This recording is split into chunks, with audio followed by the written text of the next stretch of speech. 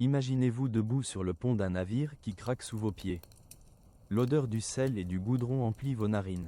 Vos mains sont couvertes d'ampoules, votre dos vous fait souffrir, et votre estomac crie famine. Devant vous, un capitaine brutal qui peut vous faire fouetter pour un regard de travers. Derrière vous, une vie de misère qui vous attend dans les ports d'Europe.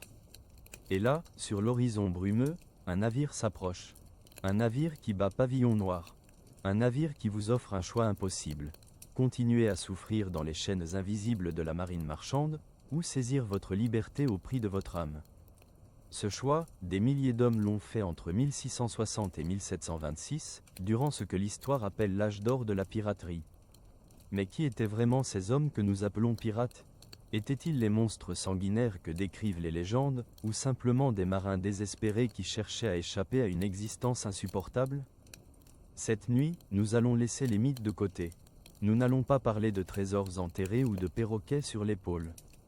Nous allons explorer la vérité, bien plus sombre et plus humaine, de ce qu'était vraiment la vie d'un pirate à l'âge d'or. Nous allons marcher sur les ponts glissants de ces navires, sentir la faim qui tordait leur ventre, comprendre les règles démocratiques qu'ils se sont données, et découvrir pourquoi tant d'hommes ont choisi une vie courte mais libre, plutôt qu'une longue existence de servitude. Avant de commencer ce voyage, je vous invite à prendre un moment pour soutenir cette chaîne. Si vous appréciez ces explorations nocturnes dans l'histoire, un petit pouce levé et un abonnement m'aideraient énormément. C'est une façon simple mais précieuse de me permettre de continuer à créer ces récits pour vous. Maintenant, installez-vous confortablement, laissez le monde moderne s'éloigner, et embarquons ensemble vers une époque où la mer était à la fois une prison et une promesse de liberté. Pour comprendre pourquoi quelqu'un deviendrait pirate, il faut d'abord comprendre à quel point la vie d'un marin ordinaire était difficile au début du XVIIIe siècle. La mer n'était pas une aventure romantique. C'était un monde de labeur écrasant, de dangers constants et d'injustices flagrantes. Imaginez que vous êtes un jeune homme de 20 ans, peut-être originaire de Bristol ou de Londres. Vous n'avez pas beaucoup de choix dans la vie. Vous êtes pauvre, sans éducation, et les opportunités sont rares. La terre ne vous offre rien, alors vous vous tournez vers la mer. Vous signez sur un navire marchand, espérant gagner votre vie honnêtement. Dès le premier jour, vous comprenez votre erreur. Le travail est incessant et épuisant. Vous devez grimper dans le gréement par tous les temps, à 30 mètres au-dessus du pont, avec pour seule protection vos mains calleuses agrippées à des cordes humides. En bas, l'océan vous attend, indifférent. Une glissade, un moment d'inattention, et vous tombez. Si vous avez de la chance, vous vous noyez rapidement. Sinon, vous vous brisez les os sur le pont en bois. Les journées commencent bien avant l'aube. Le maître d'équipage vous réveille avec des cris et parfois des coups.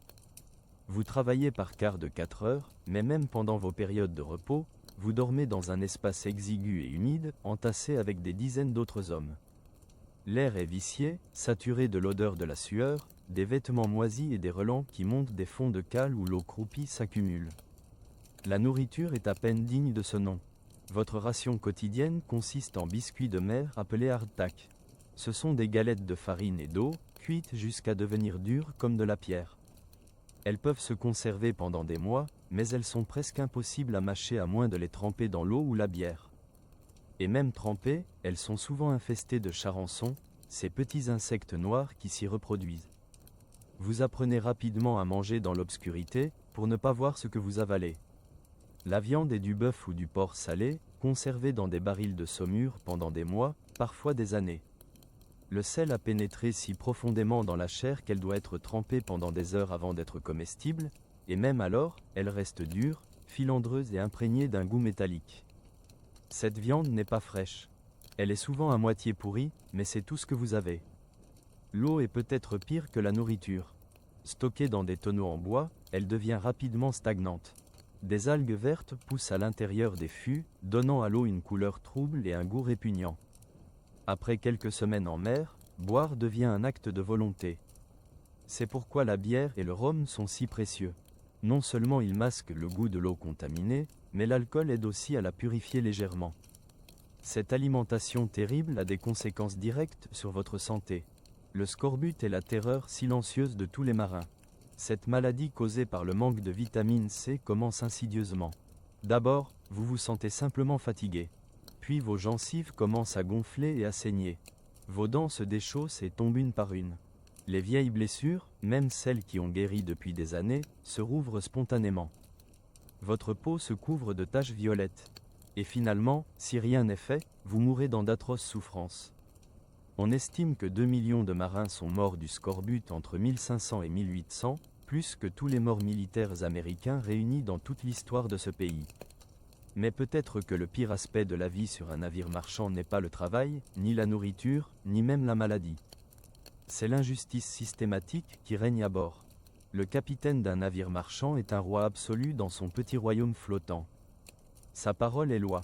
Il peut vous punir comme bon lui semble, sans procès, sans appel. L'arme principale de cette tyrannie est le fouet, et plus précisément le kato, Nine Tails, un fouet à 9 lanières souvent noué et parfois garni de morceaux de métal. Un seul coup peut déchirer la peau du dos. 10 coups peuvent transformer un homme en une masse sanglante. Et ces punitions sont distribuées pour les infractions les plus mineures, être trop lent à exécuter un ordre, répondre avec trop de désinvolture à un officier, ou simplement déplaire au capitaine. Vous n'avez aucun recours. Vous ne pouvez pas vous plaindre, car vous seriez puni encore plus sévèrement. Vous ne pouvez pas quitter le navire, car vous êtes en pleine mer. Et même si vous survivez au voyage, une nouvelle injustice vous attend. Voyez-vous, sur un navire marchand, vous n'êtes pas payé régulièrement. Votre salaire s'accumule pendant tout le voyage, et vous ne le recevez qu'une fois de retour au port. Cela signifie que si le navire coule, vous ne recevez rien. Si vous mourrez de maladie ou d'accident en cours de route, votre famille ne reçoit rien. Et même si vous survivez et que le navire rentre au port en toute sécurité, le capitaine peut facilement vous escroquer. Il lui suffit d'inventer des amendes. Un outil perdu, même si ce n'était pas votre faute.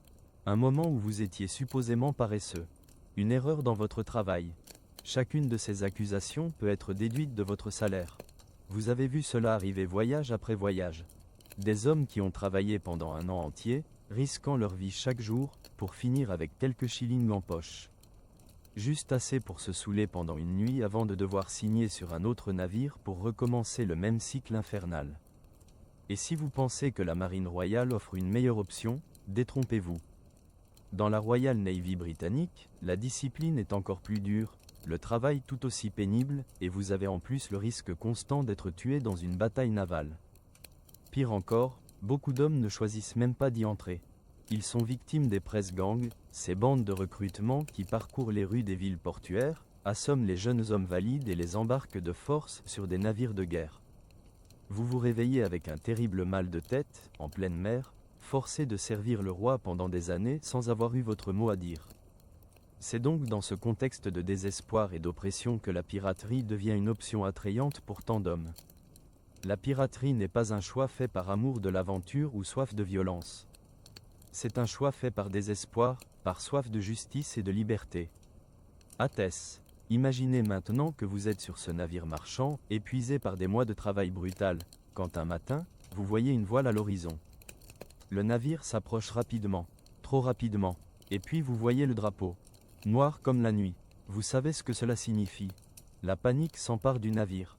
Le capitaine hurle des ordres. Les hommes courent dans tous les sens. Mais votre navire est lourd et lent, chargé de marchandises. Le navire pirate est un sloop, conçu pour la vitesse et la manœuvrabilité. Il n'y a pas d'échappatoire. Un coup de canon résonne sur l'eau. Le boulet tombe juste devant votre proue, soulevant une gerbe d'eau. C'est un coup de semonce, un avertissement universel qui signifie « Arrêtez votre navire ou le prochain tir ne sera pas un avertissement ». Votre capitaine, aussi brutal soit-il avec son équipage, n'est pas stupide. Il sait qu'il ne peut pas gagner. Il ordonne d'amener les couleurs. Le drapeau de votre navire descend en signe de reddition. Les pirates abordent votre navire avec une efficacité militaire surprenante. Ce ne sont pas des barbares désorganisés. Ce sont des marins expérimentés qui savent exactement ce qu'ils font. Ils vous rassemblent tous sur le pont principal, vous et vos camarades d'équipage. Vous vous attendez au pire. Des récits terribles circulent sur les pirates, des histoires de torture et de meurtre. Mais ce qui se passe ensuite vous surprend. Un homme s'avance. Ce n'est pas le capitaine pirate, mais le quartier-maître, le second en importance sur un navire pirate. Il parle d'une voix calme mais ferme. Il vous dit que les pirates n'ont aucun intérêt à faire du mal aux marins ordinaires. Ils sont là pour la cargaison, oui, mais aussi pour offrir une opportunité. Il explique que la vie que vous menez, cette existence de misère et d'oppression, n'est pas inévitable. Il vous dit que sur un navire pirate, chaque homme a le droit de vote sur les décisions importantes. Que le butin est partagé équitablement entre tous, selon un système établi à l'avance. Que personne ne peut vous fouetter sans que l'ensemble de l'équipage n'ait voté pour cette punition. Que si vous êtes blessé au combat, vous recevrez une compensation financière du trésor commun. C'est une offre extraordinaire. Tout ce qu'ils vous demandent, c'est de traverser la rambarde et de rejoindre leur équipage. De devenir l'un d'eux. Vous regardez autour de vous. La plupart de vos camarades restent figés, terrorisés. Ils ont des familles, des attaches. Et ils ont peur de la potence qui attend tous les pirates capturés. Mais quelques hommes, ceux qui comme vous n'ont rien à perdre, font un pas en avant. Vous pesez le choix dans votre esprit. D'un côté, la garantie d'une vie longue mais misérable, sous le fouet d'un capitaine tyrannique, pour un salaire de misère que vous ne recevrez peut-être jamais. De l'autre, la promesse de liberté, d'égalité et de richesse, en échange d'une vie probablement courte et d'un risque de finir pendu. Vous faites un pas en avant. Le quartier-maître sourit. Il vous fait signe de les rejoindre. En enjambant la rambarde qui sépare votre ancien navire du navire pirate, vous franchissez une frontière invisible. Vous laissez derrière vous votre ancienne vie. Vous devenez un hors-la-loi, un ennemi de tous les royaumes, un pirate. Un des pirates vous tend une timbale de rhum. Ce n'est pas du grog dilué comme sur votre ancien navire, mais du rhum pur et fort. Il brûle en descendant dans votre gorge, mais c'est aussi le goût de votre nouvelle liberté. Votre ancien navire s'éloigne lentement, plus pauvre de quelques hommes et d'une cale pleine de marchandises. Vous le regardez disparaître à l'horizon. Cette partie de votre vie est terminée. Une nouvelle commence, pleine de dangers mais aussi de possibilités. La première chose que vous découvrez en devenant pirate, c'est que ce monde a ses propres lois. Et ces lois sont profondément différentes de tout ce que vous avez connu. Quelques heures après avoir rejoint l'équipage, le quartier-maître vous rassemble avec les autres nouvelles recrues. Il déroule un parchemin usé, ses bords cornés par l'usage. Ce document, vous explique-t-il, est le fondement de leur société. Ce sont les articles du navire, souvent appelés le code des pirates. Ce qui vous frappe immédiatement, c'est que ces règles n'ont pas été imposées d'en haut. Sur ce navire, il n'y a pas de roi absolu. Avant chaque voyage, l'équipage entier se réunit. Ils débattent, ils argumentent, et ils votent sur chaque règle inscrite sur ce parchemin. Chaque homme, du capitaine jusqu'à vous, la recrue la plus récente, a une voix égale. Vous venez de rejoindre non pas simplement un équipage de navires, mais une république démocratique flottante. C'est un concept si radical, si contraire au monde que vous connaissez, qu'il vous faut un moment pour vraiment le saisir. Dans une époque où les rois règnent par droit divin, où la hiérarchie sociale est considérée comme naturelle et immuable, ces hors-la-loi ont créé quelque chose de révolutionnaire. Le quartier-maître commence à lire les articles à voix haute. Il veut s'assurer que vous comprenez le contrat que vous êtes sur le point de signer. Premier article, et le plus important, chaque homme a une voix égale dans les affaires du moment. Cela signifie que toute décision majeure, que ce soit d'attaquer un navire, de choisir la prochaine destination, ou de décider d'une punition, est soumise au vote de l'équipage entier. C'est une démocratie directe en action. Deuxième article, pas de prise, pas de paye. Vous ne recevrez aucun salaire régulier. Votre rémunération vient entièrement du butin capturé. Les articles spécifient exactement comment ce butin sera divisé. Le capitaine reçoit peut-être 2 parts complètes. Le quartier-maître une part et demie. Les artisans qualifiés comme le chirurgien ou le charpentier reçoivent également un peu plus. Mais vous, en tant que marin ordinaire, recevez une part complète. Pas de déduction sournoise. Pas de tour de passe-passe comptable. Vous obtenez exactement ce qui vous est dû à chaque fois. Troisième série d'articles, les règles de conduite. Toute querelle entre 2 hommes doit être réglée à terre, avec des pistolets ou des épées, pour éviter que les combats ne perturbent la vie sur le navire surpeuplé. Les femmes ne sont pas autorisées à bord, une règle conçue pour prévenir la jalousie et les conflits au sein de l'équipage. Et chaque homme est censé garder ses pistolets et son épée propres et prêts au combat à tout moment. Quatrième article, extinction des feux à 20 heures. Ce n'est pas une simple règle de couvre-feu. C'est une mesure de sécurité critique. Après 20 heures, il ne doit y avoir aucune flamme nue, que ce soit des bougies ou des lampes pour jouer aux cartes ou boire. Sur un navire en bois rempli de barils de poudre à canon et de cordages goudronnés, une seule flamme négligente pourrait condamner tout le monde. Et puis vient l'article le plus surprenant de tous, un système de compensation pour les blessures subies au combat. C'est leur version de l'assurance. Un homme qui perd son bras droit dans un combat peut recevoir 600 pièces de 8, la monnaie standard des mers, des dollars d'argent espagnol. La perte d'une jambe vaut 500 pièces de 8. Un œil vaut 100 pièces de 8. Cet argent est payé sur le trésor du navire avant même que le reste du butin ne soit divisé. C'est une promesse que vos frères prendront soin de vous, un niveau de protection sociale inimaginable sur le navire marchand que vous venez de quitter. Après avoir lu les articles, le quartier-maître pose le parchemin sur le couvercle d'un tonneau. Il vous regarde, vous et les autres nouvelles recrues. C'est l'étape finale. Pour rejoindre la fraternité, vous devez signer. On vous tend une plume et de l'encre. Vous la trempez et vous faites votre marque sur le document. Si vous savez écrire, vous inscrivez votre nom. Sinon, vous faites une croix. En posant cette marque, vous entrez dans un contrat sacré. Vous acceptez de vivre selon ces règles, de vous battre pour vos frères, et d'accepter les punitions sévères si vous brisez votre serment. Vous êtes maintenant officiellement membre de l'équipage. Vous avez le droit de voter. Vous avez le droit à une part du butin. Vous faites partie d'une société de hors-la-loi gouvernée par ses propres lois, étonnamment juste et ordonnée. Mais une société n'est pas seulement faite de ses règles. C'est aussi l'espace physique qu'elle occupe. Maintenant que les formalités sont terminées, vous prenez le temps de vraiment regarder autour de vous, de voir ce navire non plus en tant que captif mais en tant que résident. C'est votre maison maintenant. Le navire est le même type de sloop qui a rattrapé votre ancien vaisseau avec une telle facilité. Vous comprenez maintenant pourquoi il a été choisi. Ce n'est pas un énorme navire de guerre, mais il est élancé et rapide. Un ancien navire marchand capturé qui a été transformé d'un simple cheval de trait en prédateur des voies maritimes. Votre nouvel équipage a déjà apporté des modifications. Vous voyez plus de canons sur le pont qu'un navire marchand n'emporterait jamais. Leur gueule noire en fer fixe les horizons depuis des sabords nouvellement découpés. Les ponts ont été débarrassés de tout encombrement inutile pour faire plus de place au combat.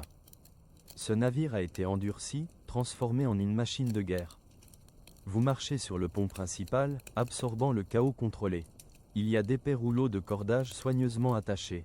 Des pyramides de boulets de canon en fer sont sécurisées avec des filets. Vous voyez des espars de rechange, ces longues perches en bois utilisées pour tenir les voiles, attachées sur les côtés du navire, prêts à remplacer ceux qui pourraient être cassés dans une tempête ou une bataille. Vous fermez les yeux un instant pour simplement écouter. Vous entendez le gémissement profond et constant des membrures du navire, comme le soupir d'un vieil homme. Vous entendez le clapotis rythmique des vagues contre la coque, un son qui sera avec vous jour et nuit. Au-dessus, vous entendez le claquement sec des voiles en toile quand elles attrapent le vent, et le cri aigu et solitaire d'un oiseau de mer. C'est une symphonie de bois, de vent et d'eau. Les odeurs sont tout aussi fortes. Le parfum propre et vif de l'embrun salé se mélange avec l'odeur piquante, presque médicinale, du goudron utilisé pour imperméabiliser le bois et les cordages du navire. Mais le véritable cœur du navire, vous le découvrez bientôt, se trouve sous le pont. En descendant l'échelle dans la pénombre, un air épais, chaud et lourd vous enveloppe. C'est l'entrepont, les quartiers de vie principaux. Il n'y a pas de cabine privée ici, pas de mur, pas de porte. Cet espace unique au plafond bas est l'endroit où vous et 80 autres hommes allez dormir. Vous voyez des rangées et des rangées de hamacs, des longueurs de toile suspendues aux poutres du plafond. Ils sont accrochés si près les uns des autres que vous pouvez facilement tendre la main et toucher l'homme à côté de vous. Vous apprenez que les hamacs étaient une innovation brillante que les pirates et les marins ont adoptée des peuples autochtones des Amériques. Contrairement à une couchette fixe ou à un simple matelas sur le sol, un hamac se balance avec le mouvement de roulis constant du navire, vous berçant et vous empêchant d'être jeté sur le sol mouillé pendant les mers agitées. L'air ici est un mélange complexe d'odeurs. Ça sent les corps non lavés, le rhum rassis, la laine humide, et quelque chose d'autre. Une odeur aigre et nauséabonde qui vient d'en bas. C'est la sentine, vous dit-on. La sentine est le fond même de la coque du navire, un espace sombre et inaccessible où toute l'eau infecte s'accumule. L'eau de mer qui s'infiltre à travers les planches, la nourriture et les boissons renversées, et toutes les autres formes de déchets s'accumulent là-bas, clapotant d'avant en arrière dans une soupe putride. Son odeur qui retourne l'estomac est une présence constante, un parfum qui imprègne le bois même du navire. C'est l'odeur définissante de votre nouvelle maison. Vous réalisez que sur ce navire, il n'existe aucune intimité. Vous allez manger, travailler et dormir à portée de bras de 80 à 100 autres hommes. Vous comprenez maintenant pourquoi les articles du navire avaient des règles aussi strictes contre les bagarres à bord. Dans un espace aussi confiné et intime, de petits désaccords pourraient facilement dégénérer en violences dangereuses s'ils n'étaient pas correctement gérés. Vous trouvez un espace vide entre deux canons et on vous montre comment accrocher votre propre hamac. Alors que vous vous allongez dans la toile qui se balance doucement, vous écoutez la symphonie des sons du navire.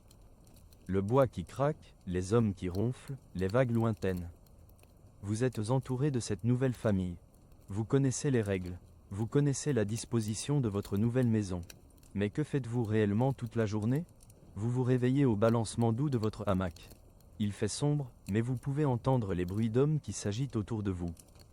Votre première journée complète en tant que pirate est sur le point de commencer. Vous apprenez rapidement qu'une vie de pirate n'est pas une existence de loisirs paresseux en attendant qu'une prise apparaisse. Un navire pirate est une machine complexe et il demande une attention constante. Votre journée, et toute votre existence en mer, est gouvernée par le système des quarts. L'équipage est divisé en deux moitiés ou quarts. Votre moitié est de service pendant un quart de 4 heures, puis hors service pendant les 4 heures suivantes, dans un cycle implacable qui se répète tout le jour et toute la nuit. Il n'y a pas de week-end, pas de jour de congé. Il n'y a que le quart. Pendant votre temps de quart, le travail est familier mais différent. La tâche la plus importante est, bien sûr, de naviguer le navire. Vous et vos compagnons de quart ajustez constamment les voiles, tirant sur les cordages pour ajuster leur angle afin de capter le vent de la manière la plus efficace possible. C'est un art délicat, une conversation constante entre l'équipage, les voiles et le vent.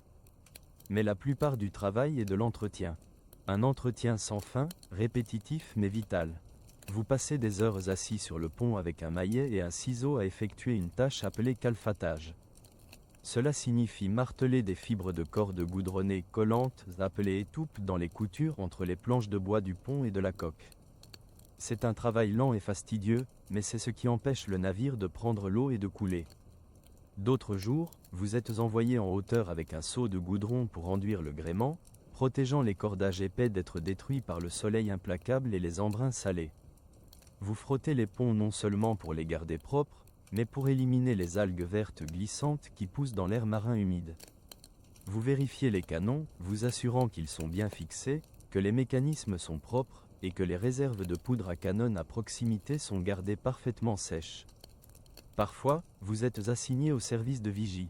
Vous grimpez le gréement jusqu'au nid de pie, une petite plateforme en bois au sommet du mât principal. De là-haut, la vue est immense. Un panorama à 360 degrés de rien d'autre que l'étendue bleue changeante de l'océan. Votre travail est de fixer cette immensité pendant des heures, cherchant la seule chose qui compte, une autre voile. C'est une tâche solitaire et hypnotique. Quand vos 4 heures de quart sont finalement terminées, vous êtes relevé par l'autre moitié de l'équipage. Mais votre temps hors quart n'est pas vraiment du loisir. C'est à ce moment que vous mangez vos rations. C'est à ce moment que vous devez trouver du temps pour dormir, pour rassembler vos forces pour le prochain quart. Et c'est à ce moment que vous effectuez votre propre entretien personnel, aiguisant votre couteau, raccommodant une déchirure dans votre chemise, ou lavant vos vêtements dans un seau d'eau de mer. Après 4 heures de dur labeur physique, le désir de sommeil est souvent écrasant. Les tâches elles-mêmes sont presque identiques au travail que vous faisiez sur le navire marchand. Et pourtant, tout est différent. Il n'y a pas de maître d'équipage hurlant des insultes. Il n'y a pas d'officier vous menaçant du fouet pour une erreur mineure. Les hommes travaillent ensemble avec une efficacité tranquille. Ils savent que le navire est le leur. Un navire bien entretenu est un navire plus rapide, plus susceptible d'attraper une prise. Un canon propre est une arme qui tirera juste quand on en aura besoin. Vous ne travaillez pas par peur. Vous travaillez pour un objectif partagé. Vous êtes un actionnaire dans cette entreprise, et le travail que vous faites contribue directement à votre propre fortune potentielle. L'ambiance est plus légère. Les conversations sont plus libres. Vous êtes traité comme un égal, un frère. Les jours commencent à se fondre les uns dans les autres, marqués seulement par le changement de quart et la position du soleil. Le rythme de travailler, manger, dormir, travailler devient votre monde entier. Vous réalisez que le grand ennemi lors de ces longs voyages entre les prises n'est pas la Royal Navy. Ce n'est pas non plus la tempête. C'est l'ennui vaste et écrasant de l'océan ouvert. En tombant dans cette routine, vous commencez à observer les hommes autour de vous plus attentivement. Vous voyez comment cette société fonctionne vraiment. Vous constatez que le capitaine est respecté et que ses ordres sont suivis au combat. Mais dans la vie quotidienne du navire, c'est le quartier-maître que les hommes écoutent. C'est le quartier-maître qui règle les disputes, qui distribue les rations, qui semble détenir le véritable équilibre du pouvoir.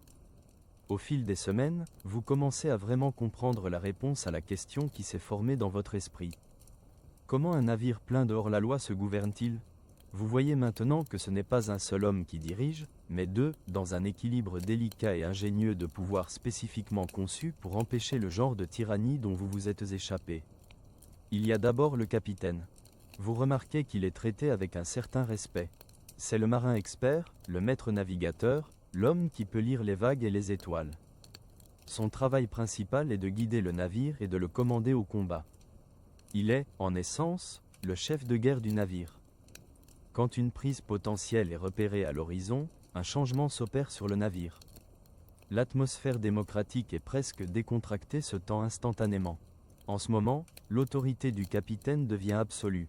Ses ordres sont obéis instantanément et sans question par chaque homme à bord. Il décide de l'angle d'attaque, du moment de tirer les canons, du moment d'aborder. Pendant une chasse ou une bataille, il est le roi incontesté du vaisseau. C'est une question pratique. Dans le chaos du combat, il n'y a pas de temps pour un débat ou un vote. L'équipage place sa confiance dans sa compétence pour gagner la prise et les garder tous en vie. Mais voici la différence cruciale. Dès que la bataille est terminée, son pouvoir absolu s'évanouit. Il recule et redevient un homme parmi ses égaux. Il est toujours le capitaine, mais il ne peut pas ordonner qu'un homme soit fouetté pour une insulte mineure. Il ne peut pas changer la destination du navire sur un coup de tête. Il ne peut même pas réclamer la plus grande partie de la cabine du capitaine pour lui-même sans l'accord de l'équipage. Il a été élu à son poste, et s'il se révèle être un lâche au combat ou échoue constamment à trouver des prises, l'équipage peut tenir un vote à tout moment et le déposer, élisant un nouveau capitaine à sa place. Le vrai pouvoir dans la vie quotidienne du navire, vous l'apprenez, appartient au quartier-maître. C'est le chef de paix. Alors que le capitaine est le chef de guerre de l'équipage, le quartier-maître est l'avocat de l'équipage. C'est la voix des hommes, élus pour protéger leurs intérêts et assurer l'équité. Ses responsabilités sont vastes. Il est en charge des réserves du navire, distribuant les rations quotidiennes de nourriture et d'eau pour s'assurer que chaque homme reçoive sa part égale. C'est le juge et le jury du navire.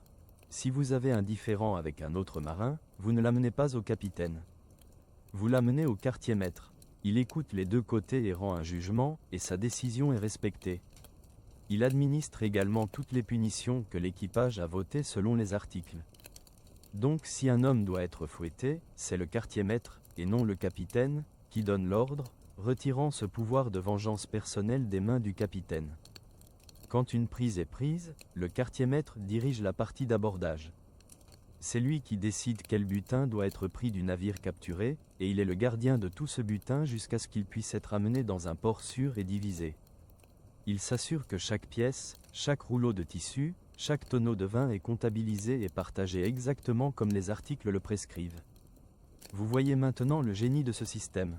C'est une séparation des pouvoirs née de l'expérience amère d'hommes qui ont été opprimés. Ils ont donné à un homme, le capitaine, le pouvoir de les mener en guerre. Mais ils ont donné à un autre homme, le quartier-maître, le pouvoir de les protéger de ce même chef en temps de paix. C'était un système de freins et de contrepoids qui assurait qu'aucun homme ne pourrait jamais détenir le pouvoir absolu sur l'équipage à nouveau.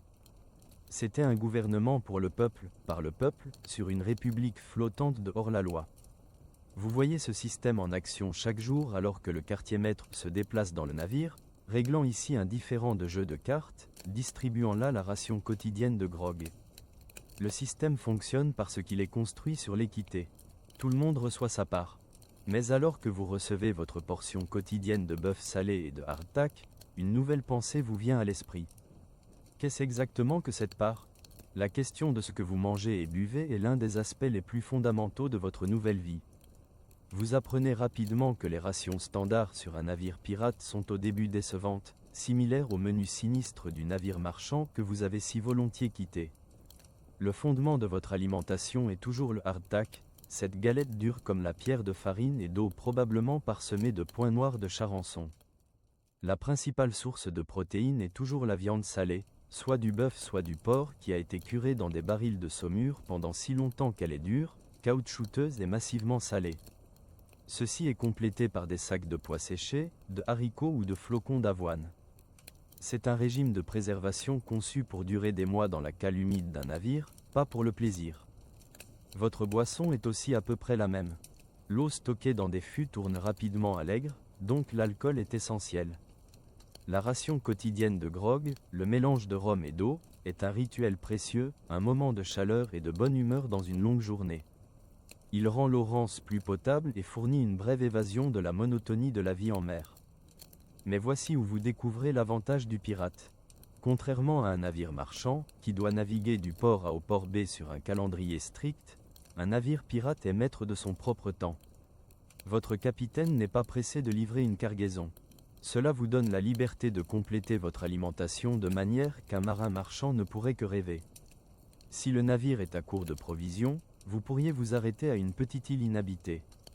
L'équipage ira à terre dans des chaloupes, armés non pas pour la bataille mais pour la chasse. Vous passez la journée à traquer les cochons sauvages ou les chèvres à travers la jungle, un soulagement bienvenu de l'enfermement du navire. Les animaux sont ramenés et l'équipage construit un feu sur la plage, faisant rôtir la viande fraîche sur une grille en bois appelée boucan. Le goût de la viande fraîche non salée est un luxe si profond qu'il semble un festin digne d'un roi. En mer, vous pêchez. Les hommes traînent des lignes de la poupe du navire, espérant attraper du thon ou d'autres gros poissons à partager entre l'équipage. Mais la prise la plus prisée de toutes est la tortue de mer géante. Les tortues étaient abondantes dans les Caraïbes, faciles à attraper pendant qu'elles dormaient à la surface de l'eau, et elles étaient une source idéale de nourriture. Une seule grande tortue pouvait nourrir tout l'équipage. Et remarquablement, elles pouvaient être gardées vivantes sur leur carapace sur le pont pendant des semaines, une source de viande fraîche mobile. C'est la voie du pirate, vivant de la mer et de la terre, prenant ce qu'il pouvait trouver.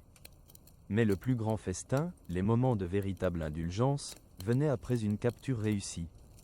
Quand vous abordez un navire marchand capturé, le premier prix n'est pas toujours le coffre-fort du capitaine. C'est souvent son garde-manger. Alors que votre alimentation en est une de survie fade, un capitaine de navire marchand dîne bien. Votre équipage descend sur ses réserves privées avec des cris joyeux. Vous pourriez trouver des tonneaux de vin français fin ou de brandy espagnol, des sacs de farine blanche douce pour faire du pain, et des fûts précieux de sucre. Vous pourriez trouver des épices qui valent une fortune, cannelle, clous de girofle et noix de muscade. Mieux encore, vous pourriez trouver des poulets vivants caquetant dans des cages en bois ou même un cochon ou une vache amenée pour la table du capitaine. Cette nuit-là, votre navire devient une salle de banquet flottante. Le cuisinier, qui est habituellement juste un autre marin avec un peu de compétence sur un feu, devient l'homme le plus important à bord. L'odeur de viande rôtie remplit l'air. Vous mangez du pain fraîchement cuit au lieu de biscuits remplis de charançon. Vous buvez du vin volé dans des timbales en étain, chantant des chansons de mer avec vos frères. Pendant quelques heures, vous vivez mieux que n'importe quel roi. C'est la récompense. C'est la vie joyeuse pour laquelle vous vous êtes inscrit. Vous êtes rassasié pour la première fois depuis ce qui semble des années.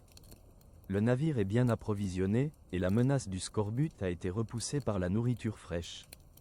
Mais cette abondance ne peut pas vous protéger de tout. Un glissement d'un couteau en travaillant le gréement, un os brisé d'une chute, ou une fièvre soudaine et rageuse sont des dangers constants. La question de ce qui se passe quand vous êtes gravement blessé ou tombé malade est lourde.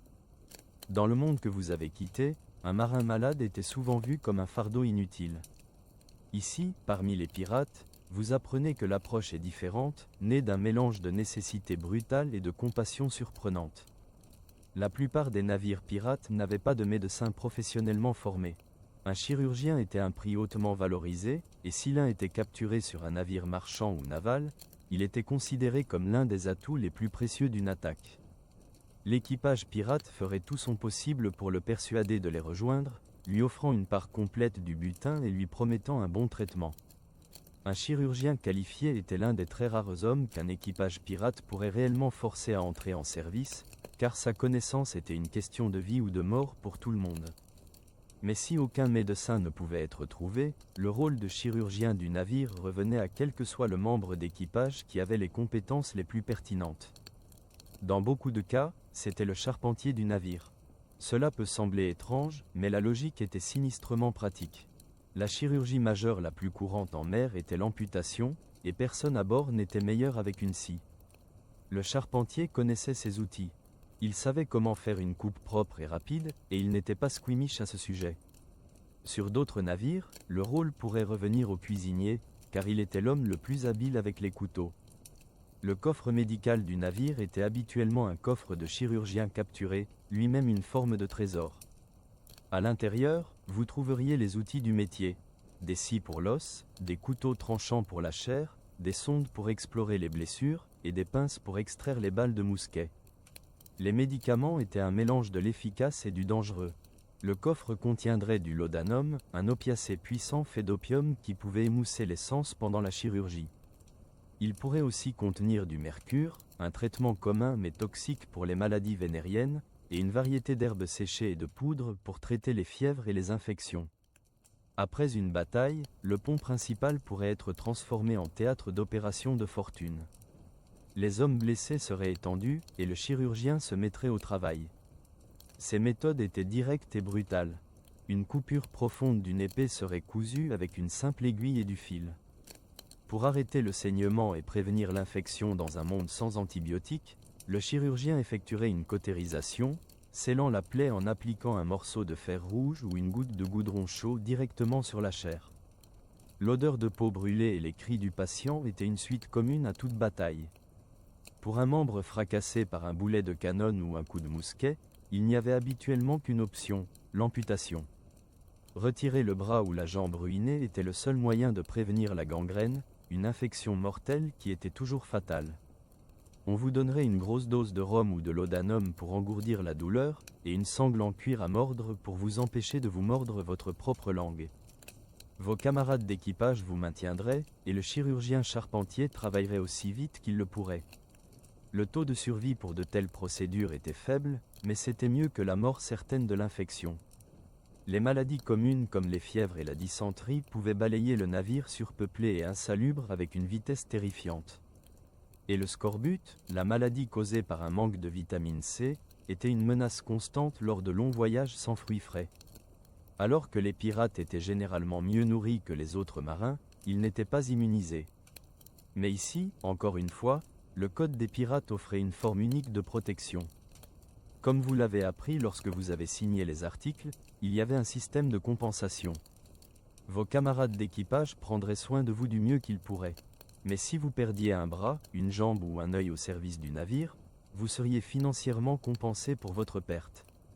Vous étiez un frère, et vous ne seriez pas abandonné. Ce système rudimentaire de médecine et d'assurance était une bouée de sauvetage. Mais le meilleur moyen d'éviter le couteau du chirurgien était d'éviter les ennuis en premier lieu. Le cri du nid de pie a électrifié le navire. Voile en vue. Le capitaine, utilisant sa longue vue, confirme la cible.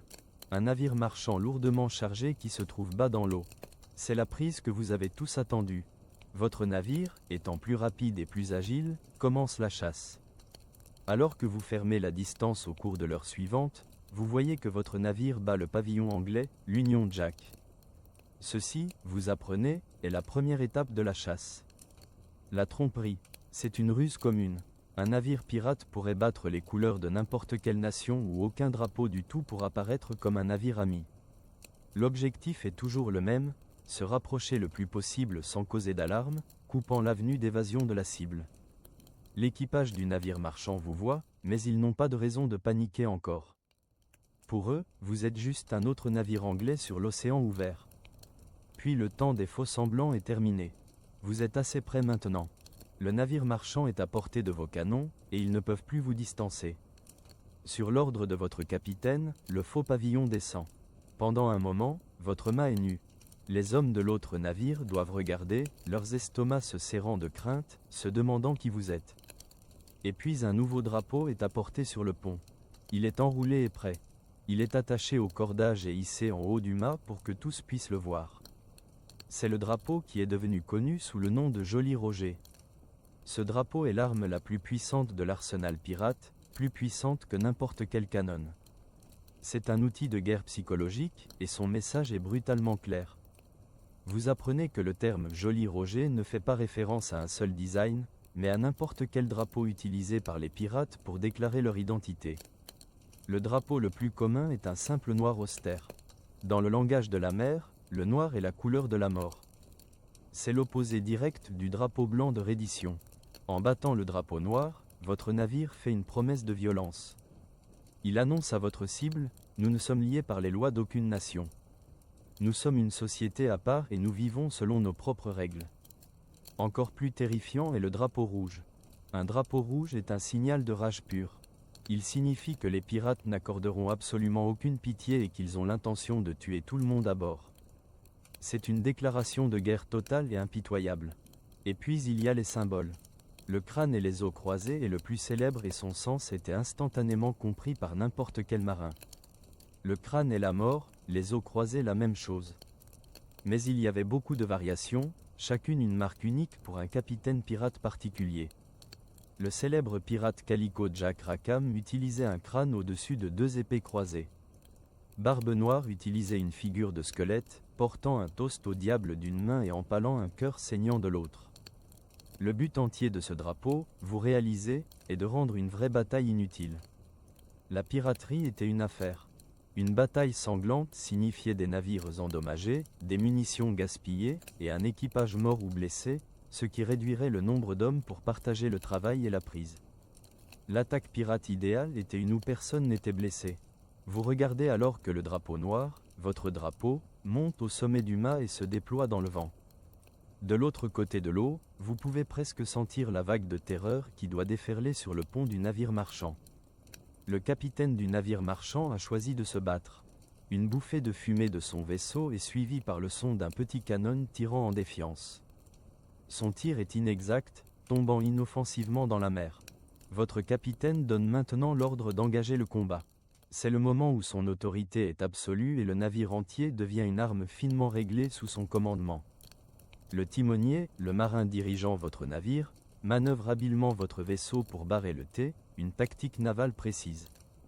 Sur votre pont, la scène est de chaos contrôlé. Le quartier-maître crie des ordres et les équipes de canonniers travaillent avec une vitesse pratiquée. Ils chargent de la chaîne ou de la mitraille, des munitions spéciales conçues non pas pour couler le navire, mais pour le paralyser. Votre capitaine attend le moment parfait.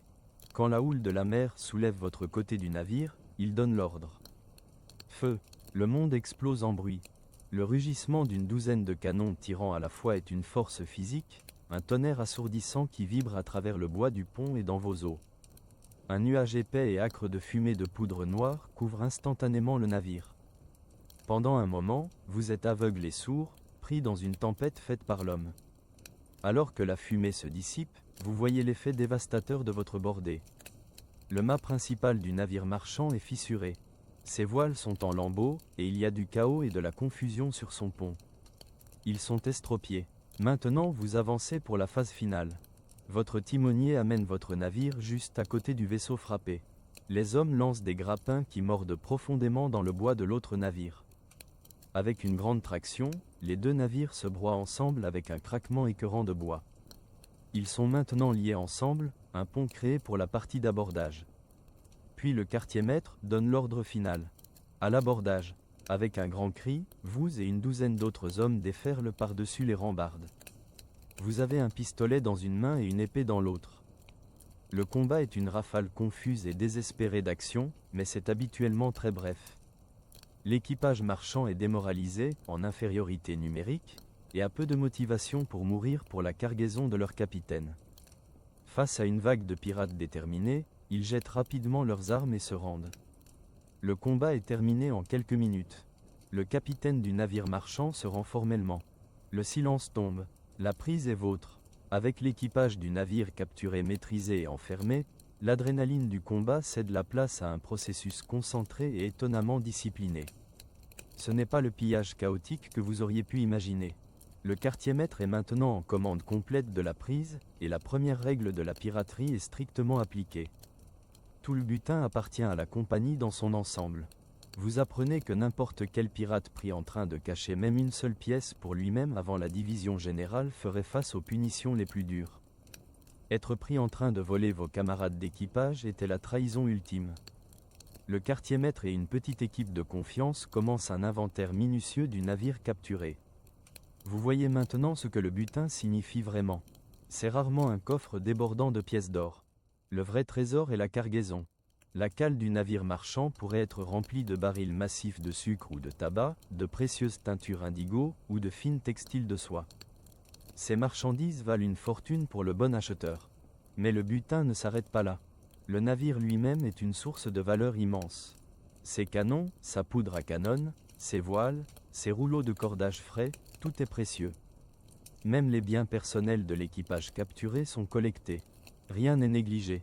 Une fois l'inventaire complet, vous naviguez vers un port ami des pirates. Cela pourrait être un havre sans loi animé comme Nassau aux Bahamas.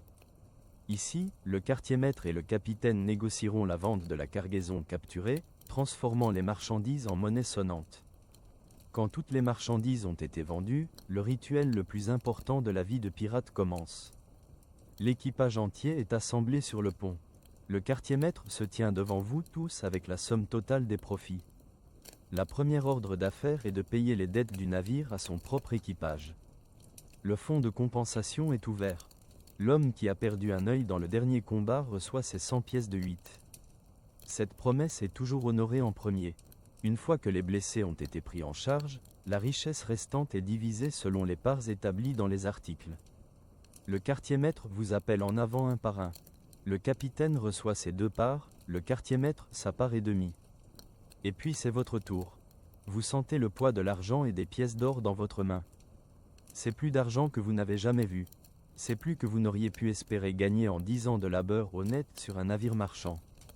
Ce sac de pièces n'est pas seulement de la richesse. C'est l'indépendance. C'est le respect. C'est votre récompense, gagnée en tant qu'homme libre. Votre navire est ancré en toute sécurité dans un port grouillant d'activité. Et les longs mois disciplinés en mer sont finalement terminés. L'appel est lancé pour une permission à terre. Vous montez dans des chaloupes et ramez vers la plage. La sensation de poser le pied sur un sol solide après des mois du mouvement constant de la mer est une sensation étrange et merveilleuse. Vous êtes arrivé dans un endroit comme Nassau aux Bahamas, la capitale officieuse de la République pirate. C'est un établissement chaotique et étalé de tavernes en bois délabré, de tentes en toile et de huttes construites à la hâte. L'air est épais avec les odeurs de viande rôtie, de rhum bon marché, de fumée de tabac et la sueur de centaines de corps non lavés. Il n'y a pas de police ici, pas de patrouille de la Royal Navy. C'est un lieu de liberté absolue et de chaos absolu. Votre part du butin semble maintenant comme un feu brûlant un trou dans votre poche. Vous vous dirigez vers la taverne. À l'intérieur, le bruit est assourdissant. La salle est bondée de pirates d'une douzaine de navires différents, tous buvant, criant et riant. Vous échangez une de vos pièces d'argent contre une bouteille de rhum. Pas le grog dilué du navire, mais l'esprit brut et puissant. La boisson est forte et brûle en descendant, mais c'est le goût de la liberté et du succès. Vous voyez que l'argent d'un pirate est dépensé aussi rapidement et férocement qu'il est gagné. Dans un coin de la taverne, un groupe d'hommes joue aux dés.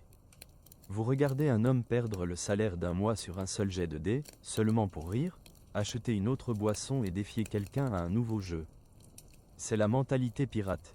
Leur vie est un pari constant. Et donc est leur argent. Ils vivent avec la menace omniprésente d'une mort violente. Donc l'idée d'économiser pour un futur qu'ils ne verront probablement jamais semble sans but. La philosophie est de vivre pour ce moment exact avec autant d'intensité que possible. Une vie courte, mais une joyeuse. Vous dépensez votre argent sur des choses dont vous ne pouviez que rêver en mer. Vous mangez du porc fraîchement rôti jusqu'à ce que vous soyez rassasié. Vous achetez une nouvelle chemise faite de lin doux. Vous visitez un marchand et achetez un nouveau pistolet fin et un sac de plomb. Pendant une semaine, la vie est un flou de boire, de manger, de jouer et de dépenser. L'ordre discipliné du navire se dissout dans une émeute de liberté individuelle. Mais ça ne peut pas durer. Tôt ou tard, vous mettez la main dans votre poche et vous la trouvez vide. Votre part entière est partie. Juste alors que le dernier de l'équipage manque d'argent, l'appel vient du quartier-maître. Le navire a été réparé. Il est temps de retourner en mer. Vous titubez de retour à la chaloupe, votre tête douloureuse, vos poches légères, mais avec un nouveau pistolet à votre ceinture et le souvenir d'une semaine sauvage à terre. Le chaos du Havre pirate s'estompe derrière vous, remplacé encore une fois par le monde familier et ordonné du navire. Vous êtes frappé par le contraste de votre nouvelle vie. Un long balancement lent de pendule entre les extrêmes de travail discipliné et de relâchement tumultueux. Les rumeurs que vous avez entendues dans les villes portuaires sont vraies. Un changement arrive sur les vents. Les grands empires du monde, l'Angleterre, l'Espagne et la France, tournent finalement leur attention complète vers vous. Pendant des années, ils étaient trop occupés à se battre les uns contre les autres pour bien patrouiller les mers, ce qui a permis à l'âge d'or de la piraterie de s'épanouir. Mais maintenant, des traités ont été signés, et leurs marines puissantes ont reçu une nouvelle cible. Vous, les autorités commencent leur campagne avec une stratégie simple mais efficace, offrir une carotte avant d'utiliser le bâton. Cette carotte est le pardon du roi. Une proclamation officielle est émise, offrant un pardon complet à tout pirate qui se rend à un gouverneur colonial avant une date spécifique. C'est une promesse que tous vos crimes seront pardonnés. Cette offre crée une faille profonde au sein de la fraternité pirate. Pour les pirates plus âgés, fatigués du risque constant, le pardon est une sortie tentante. Beaucoup de pirates célèbres, comme Benjamin Hornigold qui était autrefois un mentor de Barbe Noire, acceptent l'offre. Mais pour d'autres, c'est un piège. Ils ne font pas confiance aux promesses du gouvernement, et ils voient se rendre comme une trahison de la liberté pour laquelle ils se sont battus. L'unité des havres pirates commence à se fissurer. Puis vient le bâton. Quand les pardons ne suffisent pas, les empires déchaînent leur puissance militaire. Des navires de guerre puissants de la Royal Navy sont envoyés pour patrouiller les voies maritimes. Ce sont des frégates, des navires de guerre rapides de taille moyenne construits pour la vitesse et remplis de canons. Ils sont commandés par des officiers navals expérimentés et équipés de marines disciplinées. Votre sloop pirate n'est pas un match pour la puissance brute d'une frégate navale. Avec les navires de guerre viennent de nouveaux gouverneurs déterminés envoyés avec la mission spécifique d'éradiquer la piraterie. Un homme nommé Wood Rogers est nommé gouverneur des Bahamas. Il navigue directement dans le cœur de votre république, le havre pirate de Nassau, avec plusieurs navires de guerre. Il arrive avec le pardon officiel du roi dans une main et la menace de force écrasante dans l'autre. La pilule la plus amère à avaler est l'utilisation de pirates pour chasser des pirates. Certains des chasseurs de pirates les plus efficaces sont des hommes qui ont accepté le pardon. Des hommes comme Benjamin Hornigold, qui connaissent toutes les criques secrètes, les tactiques et les faiblesses de leurs anciens frères, sont engagés par des gouverneurs pour mener des expéditions de chasse. La fraternité n'est maintenant pas seulement divisée, elle se proie activement sur elle-même. Vous sentez le monde se refermer. Les options diminuent. La liberté pour laquelle vous vous êtes battu glisse entre vos doigts comme du sable. L'acte final de l'âge d'or a commencé. L'âge d'or de la piraterie, pour tout son feu et sa fureur, était un éclair remarquablement bref dans l'histoire. Pour chaque homme qui a rejoint la fraternité, la question non dite planait toujours. Comment cela se terminera-t-il ? Il n'y avait pas un seul chemin. La fin de la carrière d'un pirate était une histoire avec beaucoup de fins possibles, allant du rapide et violent au public et honteux au étonnamment tranquille. Pour beaucoup, la fin est venue exactement comme ils vivaient, dans une rafale de poudre noire, de fumée de canon et d'acier dégainé. Mourir au combat était un risque constant et accepté du métier. L'infâme Barbe Noire, peut-être le pirate le plus craint de son temps, a rencontré sa fin de cette façon. Tué dans une bataille sanglante avec le lieutenant naval Robert Ménard et son équipage le 22 novembre 1718. Pour certains pirates, cette fin de soldat peut avoir été considérée comme un meilleur sort que la honte de la potence. Un autre destin, encore plus public et brutal, était la potence. Pour le pirate qui était finalement capturé par la Royal Navy, le chemin était rapide et certain. Il serait mis dans des chaînes et transporté vers un grand port colonial. Là, il se tiendrait en procès dans une cour spéciale, une cour maritime sans jury. Pour un pirate connu, le procès était une formalité. La sentence était la mort par pendaison. L'exécution elle-même était un spectacle public puissant. Une grande foule se rassemblerait pour regarder les derniers moments des hors-la-loi infâmes, un avertissement sinistre à tout autre marin tenté par une vie de piraterie. Pour faire durer le message, les corps des capitaines les plus notoires étaient parfois placés dans des cages en fer et laissés à pendre à l'entrée du port. Un sort plus unique qu'un pirate pouvait affronter venait de ses propres frères. Pour des crimes contre l'équipage, la punition pouvait être l'exil. C'était la sentence du marronnage. Le contrevenant serait amené sur une île déserte et laissé avec seulement les provisions les plus basiques. Une gourde d'eau, un couteau, et parfois un pistolet avec une seule balle. Ses anciens camarades rameraient, le laissant à une bataille tranquille contre les éléments. Mais pour chaque pirate qui a rencontré une fin dramatique, il est probable que beaucoup plus ont simplement marché loin. C'était le chemin du pardon du roi. Face à la menace croissante des patrouilles navales, beaucoup d'équipages ont choisi d'accepter l'offre officielle d'amnistie. Ils navigueraient dans un port colonial, prêteraient serment d'allégeance à la couronne, et en un instant, leur vie de crime était pardonnée. Ces milliers de maintenant anciens pirates se sont simplement fondus de nouveau dans le monde, retournant aux vies qu'ils avaient connues avant. Pour cette majorité silencieuse, l'âge d'or de la piraterie n'était pas une lutte jusqu'à la mort, mais un seul chapitre sauvage dans une vie autrement ordinaire. Et qu'en est-il du rêve ultime des pirates, la retraite tranquille avec une fortune fabuleuse ? C'est l'étoffe de la légende, et pour une bonne raison. C'était presque impossible à réaliser. L'éthique pirate de vivre pour aujourd'hui signifiait que très peu ont jamais réussi à économiser une fortune. Avec les pirates historiques disparus des mers, leur réalité a commencé à s'estomper. Le souvenir des conditions de travail brutales, du régime monotone et de la peur constante a été remplacé par quelque chose de beaucoup plus romantique et durable. La transformation de l'histoire en légende a commencé presque immédiatement. En 1724, alors que certains des derniers pirates étaient encore chassés, un livre a été publié à Londres appelé Histoire générale des pirates les plus notoires. Il a été écrit sous le nom de Capitaine Charles Johnson, bien que sa véritable identité reste un mystère.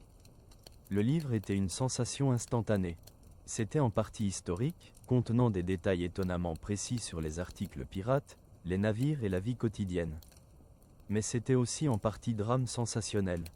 Johnson était un conteur brillant, et il a pris les faits connus sur des pirates comme Barbe Noire, Calico Jack Rackham, et les femmes pirates célèbres Anne Bonny et Mary Read, et il les a transformés en personnages captivants plus grands que nature. Il a solidifié leur légende, créant les versions définitives de leurs histoires dont nous puisons encore aujourd'hui.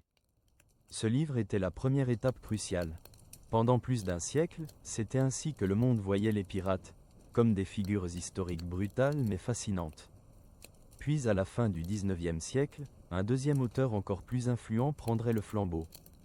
L'écrivain écossais Robert Louis Stevenson, cherchant une histoire d'aventure à écrire pour son beau-fils, a puisé dans les légendes et a créé son chef-d'œuvre, L'île au trésor, publié en 1883. Ce roman, plus que toute autre œuvre, est responsable de la création du mythe moderne du pirate. Stevenson a pris le seul cas historique rare du capitaine Kidd enterrant son trésor et en a fait l'objectif central de toute la piraterie. L'idée d'une carte secrète où X marque l'endroit est une pure invention.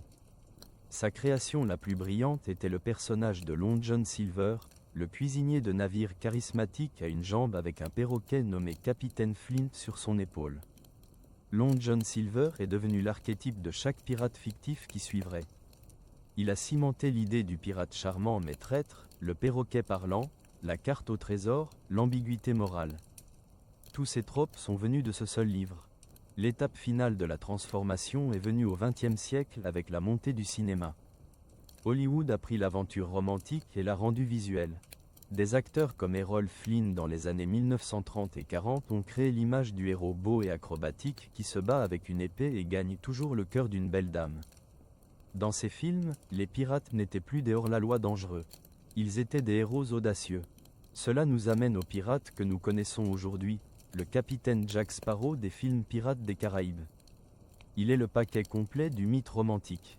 Charmant, spirituel et un maître épéiste vivant une vie de pure liberté et d'aventure. Et ainsi la transformation est complète. La réalité historique du marin désespéré qui a choisi une vie courte et brutale par manque de meilleures options a été remplacée par l'idéal fictif de l'aventurier libre d'esprit. Les vrais pirates n'ont peut-être régné sur les mers que pendant une génération brève et violente, mais leur légende, l'histoire puissante de la liberté ultime, de la rébellion et d'une vie sans règles, s'est avérée immortelle. C'est une histoire que nous continuons à nous raconter, peut-être parce qu'une petite partie de nous aspire encore à un monde avec un espace vierge sur la carte marquée d'un X. Mais revenons un instant aux longues journées en mer, car il reste un aspect essentiel de la vie pirate que nous n'avons pas encore pleinement exploré. Comment ces hommes survivaient-ils psychologiquement à l'ennui écrasant de l'océan? Comment maintenaient-ils leur santé mentale dans cet isolement? La musique, nous l'avons évoqué, jouait un rôle absolument central. Le violonneux du navire n'était pas qu'un simple divertissement. Il était une nécessité psychologique, un lien avec l'humanité dans l'immensité déshumanisante de l'océan. Dans les heures calmes du soir, quand le travail du jour était terminé et que les hommes se rassemblaient sur le pont, son violon chantait. Les mélodies qu'il jouait étaient celles que les marins avaient entendues toute leur vie. Des airs traditionnels transmis de génération en génération, des chansons d'amour et de perte, des ballades de bravoure et de tragédie. Ces chansons servaient plusieurs fonctions.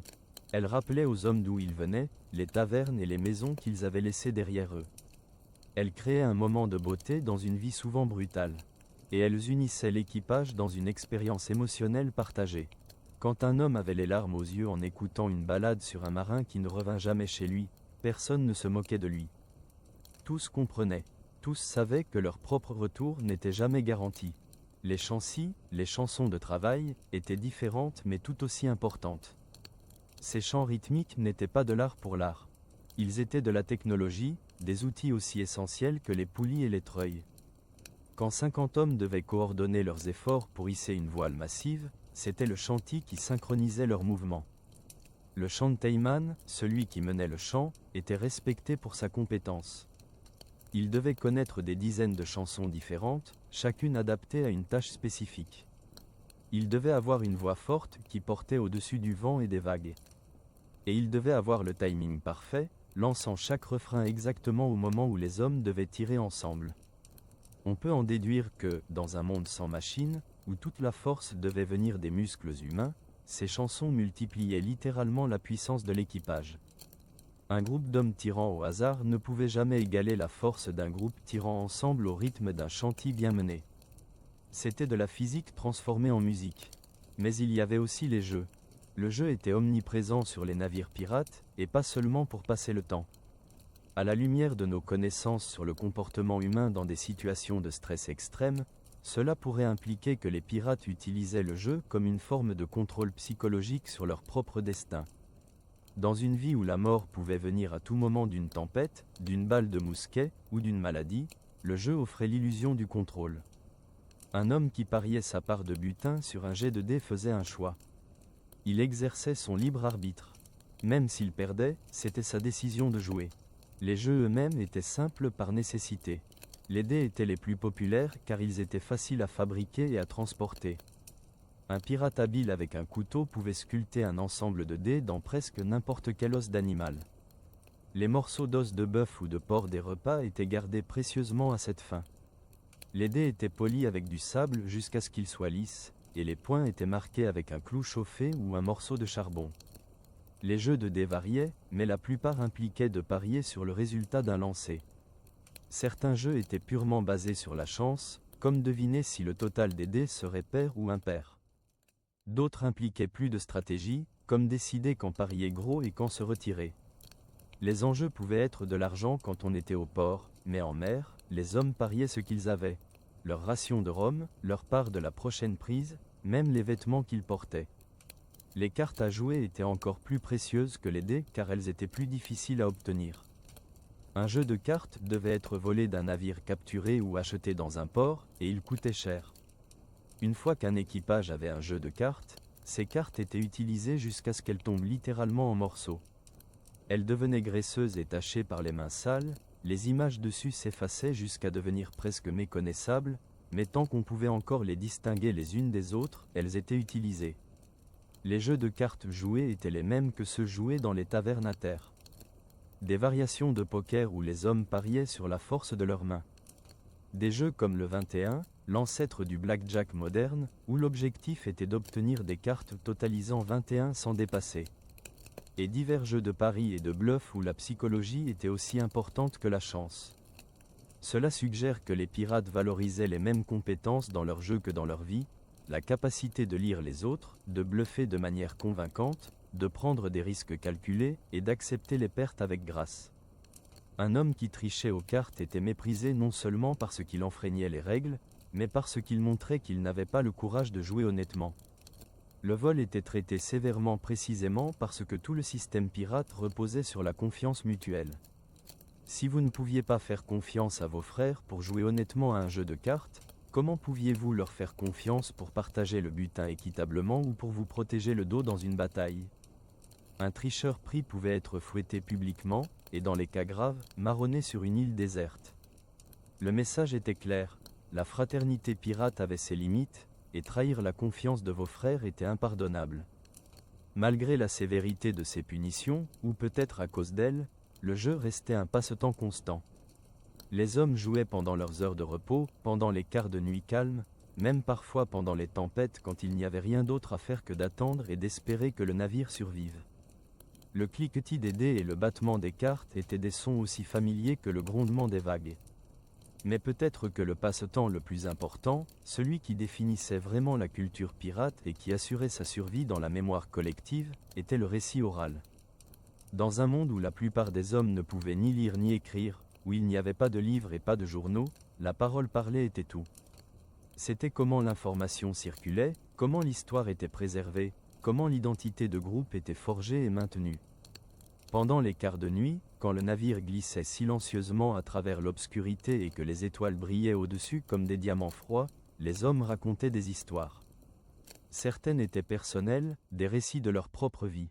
Un homme pourrait parler de son enfance dans un village de pêcheurs, des tempêtes qu'il avait survécues, des ports exotiques qu'il avait visités. Ces histoires personnelles étaient importantes car elles rappelaient à tous que chaque homme sur le navire avait sa propre histoire, sa propre humanité. D'autres histoires étaient des vantardises, des exagérations délibérées d'exploits réels ou imaginaires. Un homme pourrait raconter comment il avait affronté 10 soldats à lui seul lors d'un abordage, ou comment il avait survécu à un naufrage en s'accrochant à un morceau d'épave pendant 3 jours. Ces histoires étaient comprises pour ce qu'elles étaient, des performances, des divertissements. Personne ne croyait vraiment chaque détail, mais ce n'était pas le but. Le but était de créer un récit héroïque, de transformer les expériences ordinaires et terrifiantes de la vie de pirate en quelque chose d'extraordinaire. Il y avait aussi les histoires de fantômes et de superstitions. Les marins de toutes les époques ont été superstitieux, et les pirates ne faisaient pas exception. Ils croyaient, ou du moins prétendaient croire, en toutes sortes de présages et de malédictions. Un albatros suivant le navire était soit un bon signe, soit un mauvais signe, selon qui racontait l'histoire. Siffler sur le pont pouvait convoquer une tempête. Voir une sirène présageait le désastre. L'histoire de fantôme la plus célèbre était celle du Hollandais volant, un navire maudit condamné à naviguer éternellement, jamais capable d'atteindre le port. Selon la légende, voir le Hollandais volant était un présage de mort certaine. Des marins juraient l'avoir vu, une forme spectrale glissant à travers le brouillard, ses voiles en lambeaux claquant dans un vent qu'aucun homme vivant ne pouvait sentir. On peut supposer que ces histoires de fantômes servaient une fonction psychologique importante. Elles donnaient un nom et une forme aux peurs informes des hommes. L'océan était immense, puissant, et souvent mortel. Il était plus facile de craindre un navire fantôme spécifique que de craindre l'abstraction de l'océan lui-même.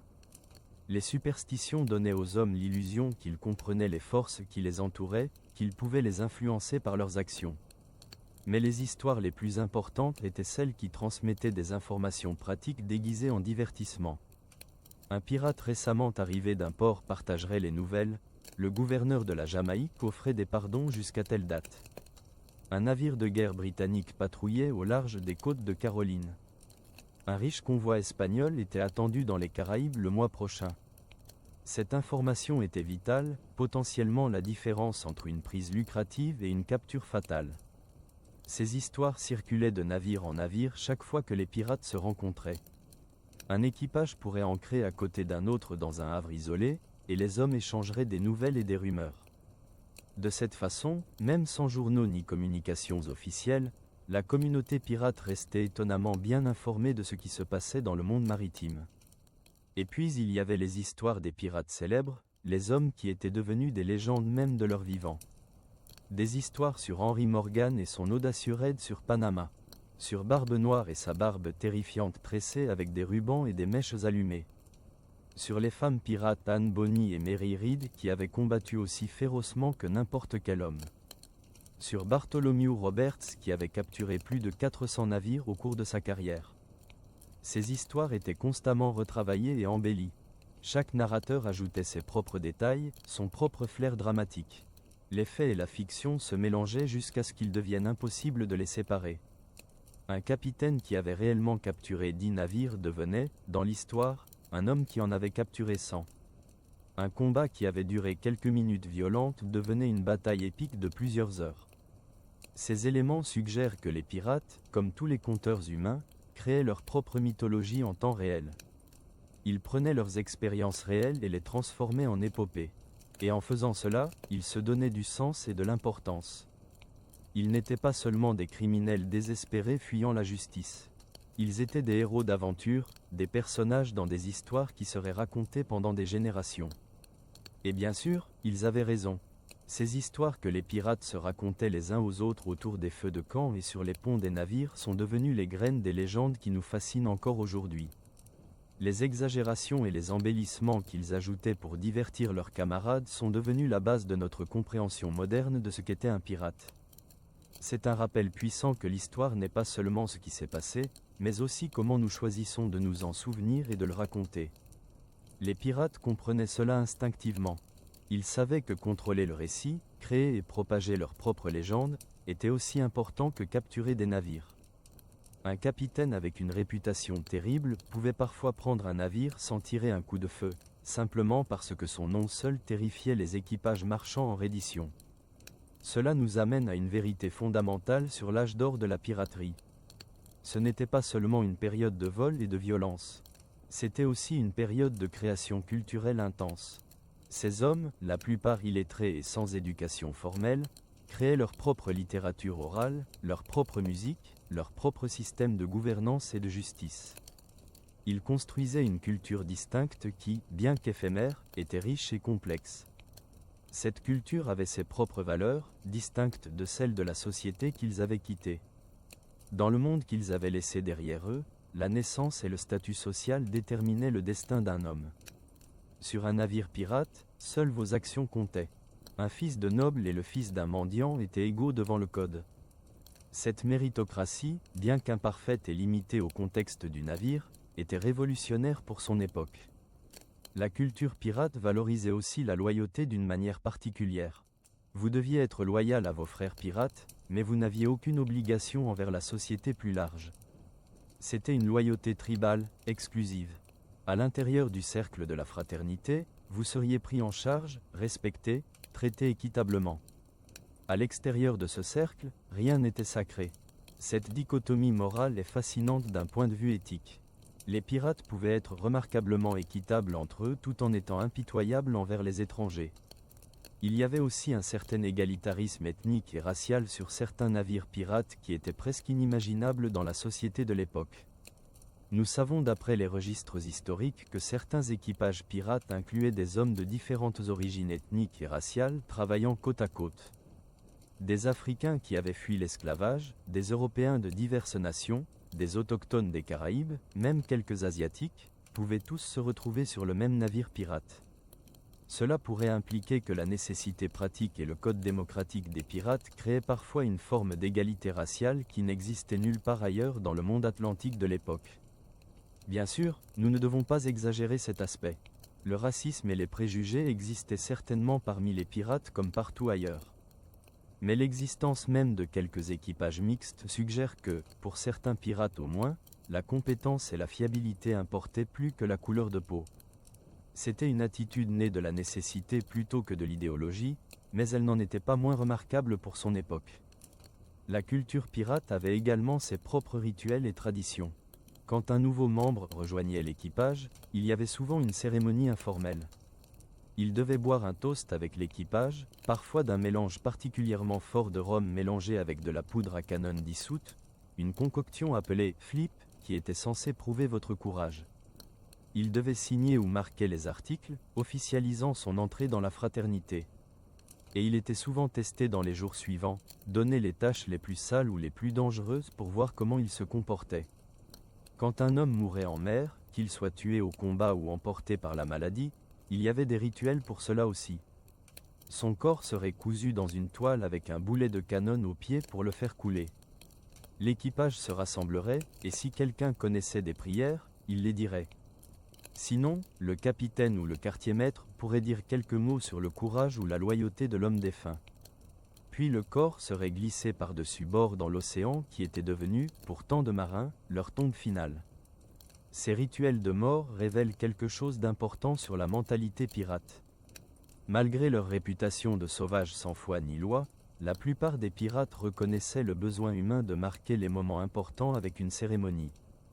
Ils comprenaient que même des hors-la-loi ont besoin de rituels pour donner un sens et une structure à leur vie. La mort d'un camarade n'était pas seulement ignorée. Elle était reconnue, pleurée à sa manière rude, et le mort était honoré avant d'être confié à la mer. Il y avait aussi des rituels associés à la capture d'une prise. Après qu'un navire marchand se soit rendu et que le butin ait été transféré, l'équipage pirate pourrait faire une fête improvisée sur le pont. Le rhum coulait librement, confisqué des réserves du navire capturé.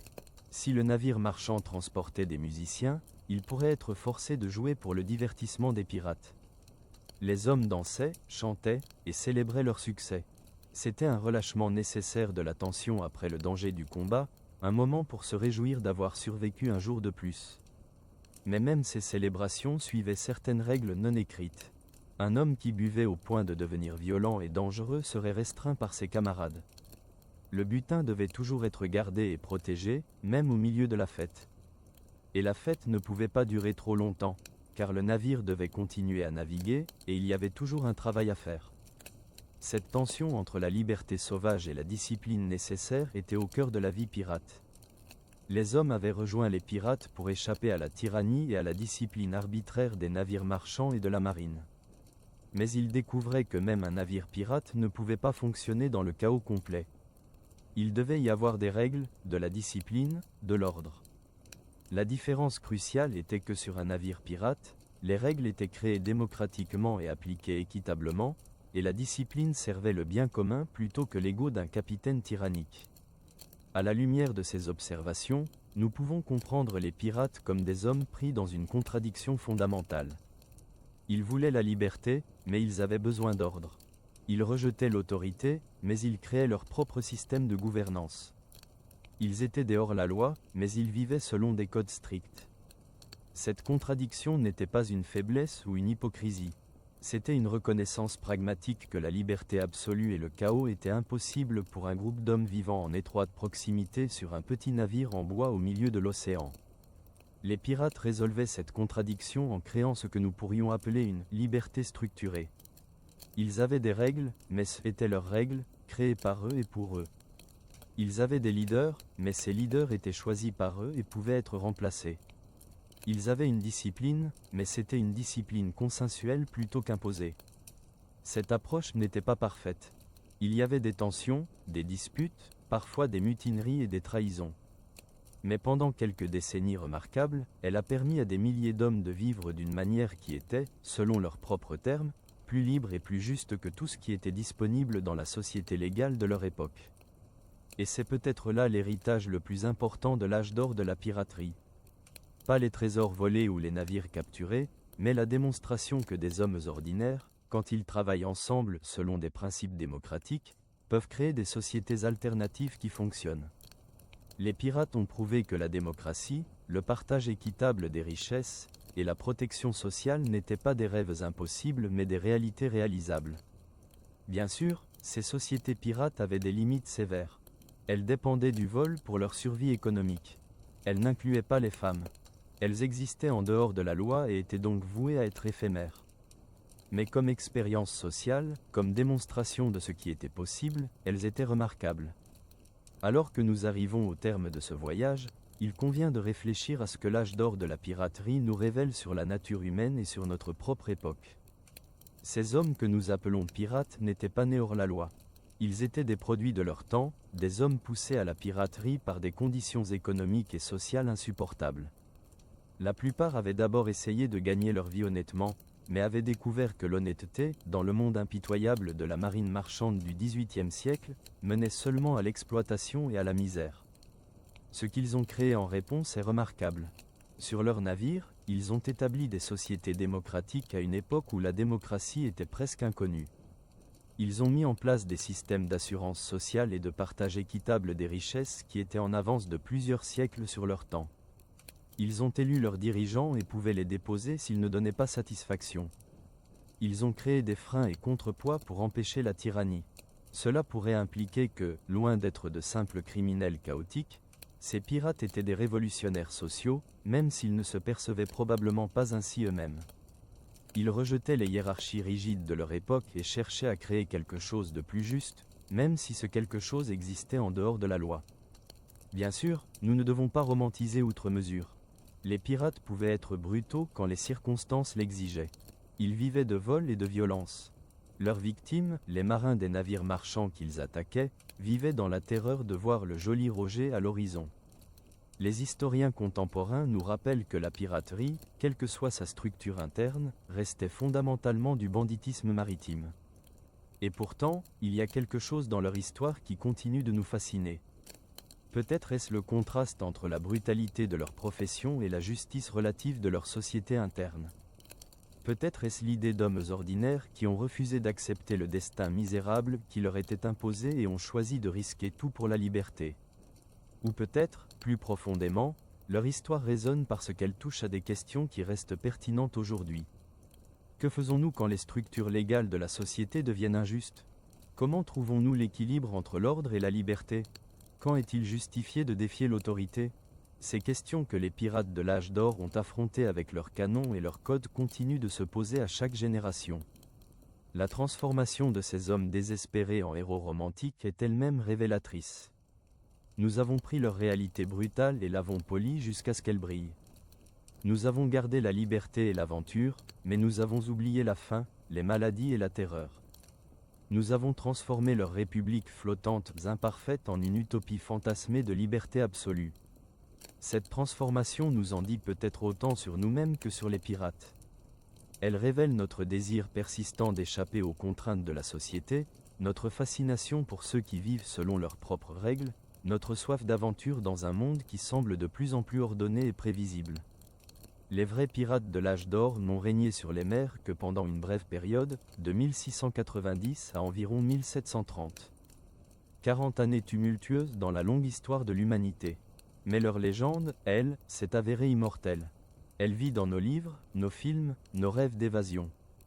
Elle nous rappelle qu'il fut un temps où l'océan était encore sauvage, où des hommes ordinaires pouvaient devenir extraordinaires, où la liberté, même éphémère et dangereuse, semblait possible. En fin de compte, l'histoire des pirates de l'âge d'or est une histoire profondément humaine. C'est l'histoire d'hommes confrontés à des choix impossibles, qui ont choisi la voie la plus dangereuse parce qu'elle promettait, ne serait-ce que brièvement, la dignité et le respect. C'est l'histoire de la façon dont les opprimés, quand ils sont poussés trop loin, peuvent créer leurs propres sociétés alternatives, imparfaites mais remarquables. C'est aussi un rappel sobre que la liberté a toujours un prix. Pour les pirates, ce prix était souvent leur vie. La plupart sont morts jeunes, que ce soit au combat, sur la potence, ou de maladie.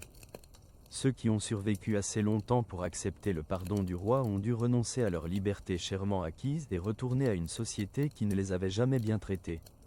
Mais pendant ces quelques années où ils ont navigué sous le drapeau noir, ils ont été libres d'une manière que peu de gens de leur époque pouvaient imaginer.